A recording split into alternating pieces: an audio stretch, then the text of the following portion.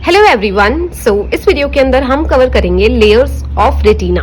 तो बेसिकली क्या है, यहाँ पे रेटिना की थोड़ी सी एनाटमी आपको समझनी जरूरी है। बहुत ही इजी वे होता है इसका। सबसे पहले तो आप अपनी आई बॉल देखिए। सबसे आगे ये कॉर्निया होता है, ठीक है, 1/6 एरिया जितना, एंड पीछे जो है ये स्क्लेरा है। तो आपको पता है कि आई बॉल की 3 लेयर्स होती है। सबसे बाहर आउटसाइड स्क्लेरा होती है, मिडल लेयर जो होती है वो कोरोइड होती है, एंड उसके सबसे इनसाइड जो होती है वो रेटिना होती है। तो अभी हम पूरा का पूरा एनाटमी नहीं देखेंगे, लेकिन सिर्फ रेटिना की लेयर्स की बात करेंगे। तो आउटसाइड टू इनसाइड, ठीक है, आउटसाइड हम यहाँ से बाहर से कंसिडर करते हैं। आप इसमें बिल्कुल कंफ्यूज मत होइए। आप अपनी आई बॉल को जो है अपनी बॉडी से बाहर निकाल के फिर देखिएगा। तो आउटसाइड होगा ये और अंदर वाली चीज होगी ये।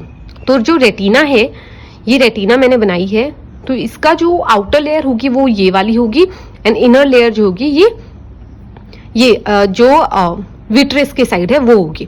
तो अब हम इसको याद करेंगे, और निमोनिक है हमारे पास, बहुत ही इजी है रेटिना की 10 लेयर्स को याद करना।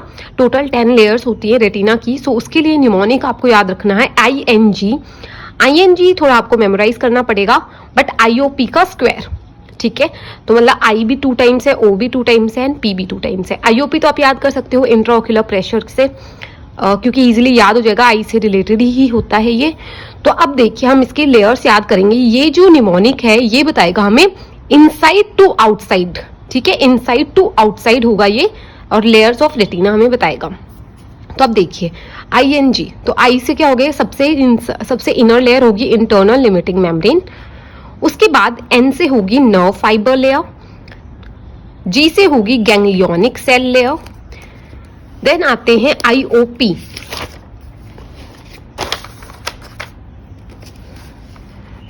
तो IOP inner plexiform layer, but IOP का स्क्वायर था तो I 2 टाइम्स होगा।